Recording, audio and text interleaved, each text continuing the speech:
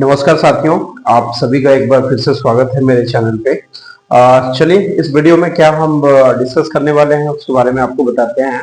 तो जो आपका dad and the cat and the tree का, जैसा मैंने आपको बताया था कि दो पार्ट में ये वीडियो मिलेगा। तो पार्ट 1 जो है आप लोग देख चुके होंगे, तो ये आपका पार्ट 2 है। क्लास 7th का जो हनीकॉम्ब बुक है उसका ये आपका पोएम नंबर जो 7 यानी चैप्टर नंबर जो 7 का के बाद जो पोएम है उसका हम सेकंड पार्ट आज डिस्कस करने वाले हैं।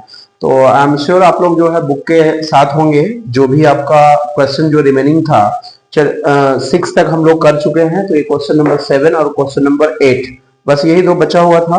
तो देखिए क्वेश्चन नंबर 7 क्या कह रहा है। ये कह रहा है why and when did dad से ईच ऑफ द फॉलोइंग। यानी उस पोएम में जो है डैड जो है फॉल जो है क्यों बोले थे, कब बोले थे, ये है। दूसरा नेवर माइंड है, नेवर माइंड कब बोला गया है। तीसरा फनी जोक है, फनी जोक कब बोला गया है। और उसके बाद चौथा जो है रबिश जो है कब बोला गया था। ठीक है ना। तो देखिए अब चलते हैं आंसर, ये डायरेक्ट हम देख लेते हैं। तो पहला है फॉल। फॉल में देखिए आंसर मैंने लिखा है when his wife warned him against falling for the first time. यानी जब पहली बार जो है वाइफ के द्वारा डैड को वार्न किया गया था कि ऐसा ना हो आप गिर जाए, ऐसा ना हो आप गिर जाए। तो उसी टाइम जो है डैड बोले थे fall it's a child's play for me. ये क्या है, मेरे लिए जो है क्या है, बच्चों का खेल है। तो वही जो है उस टाइम है जब वाइफ जो है फर्स्ट टाइम वार्न की थी, तो उस टाइम डैड जो है बोले थे। सेकेंड है आपका नेवर माइंड। नेवर माइंड ये कब बोला गया था डैड के द्वारा।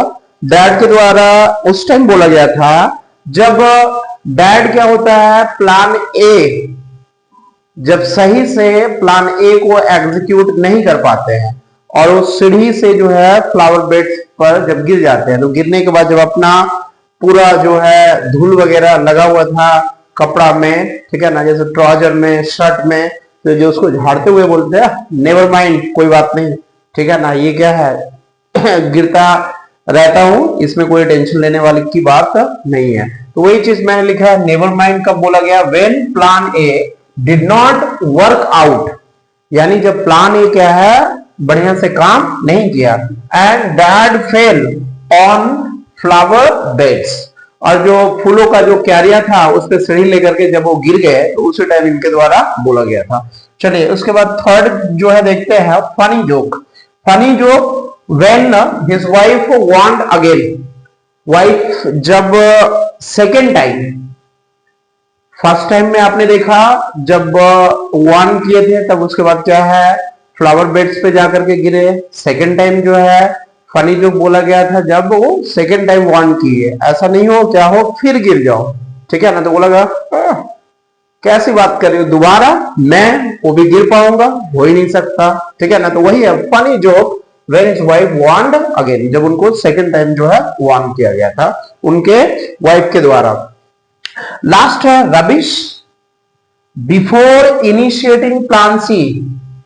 प्लान सी जैसा मैंने आपको बताया था, प्लान सी क्या था, जस्ट वॉल पे क्या करना चढ़ना है, वॉल का सपोर्ट लेकर के जंप करना है किसके ऊपर, तो आपका जो है ट्री पे चढ़ जाना है। ट्री पे चढ़ने के बाद जो है क्या करना है, कैट को रिलीज करना है। यही आपका प्लान सी था। तो प्लान सी में देखिए क्या लिखा है, before initiating plan C when that was warned against breaking off his neck. यानी जब ये थर्ड टाइम वाइफ के द्वारा, किनके द्वारा, वाइफ के द्वारा वार्न किया गया है। ऐसा ना हो दो बार तो जो है मैं देख ही चुकी हूं, ठीक है ना। फर्स्ट टाइम गिरे आपका कहां फ्लावर बेड्स पे, सेकेंड टाइम कहां ब्रांच लेकर के ही गिर गए, ठीक है ना। तो ऐसा ना हो थर्ड टाइम क्या है अपना गर्दन ही तोड़वा लो, ठीक है ना। तो यही है बिफोर इनिशिएटिंग प्लान सी, यानी प्लान सी को इनिशिएट करने से पहले जो है डैड के द्वारा बोला जाता है रबिश, ठीक है ना। When dad was warned against breaking of his neck, ये जैसा मैंने आपको बताया कि वाइफ के द्वारा जो है बोला गया है कि ऐसा ना हो गर्दन तुम तोड़वा लो, ठीक है। चलिए इसके बाद जो है लास्ट हमारा क्वेश्चन है आपका क्वेश्चन नंबर 8।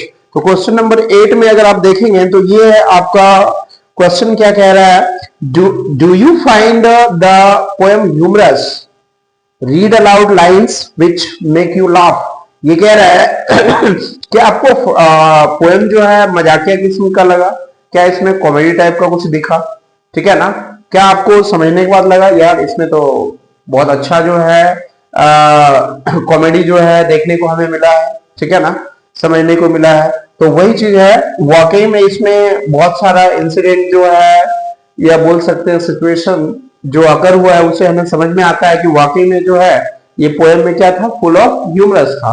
जैसे फॉर एग्जांपल पहला फ्लावर बेड्स पे गिरना, सेकंड टाइम ब्रांच को लेकर के गिर जाना, और थर्ड टाइम क्या है, डैड ट्री पर, और उसके बाद जो है बिल्ली नीचे। तो ये सारा क्या था आपका फुल ऑफ ह्यूमरस था।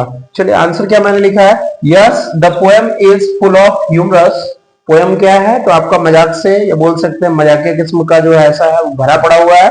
And below lines make me laugh, और जो नीचे जो कुछ लाइन्स है वो क्या है, हम लोगों को क्या है, यानी स्पेशली मुझे या आप लोगों को क्या है, हंसी आता है, ठीक है ना।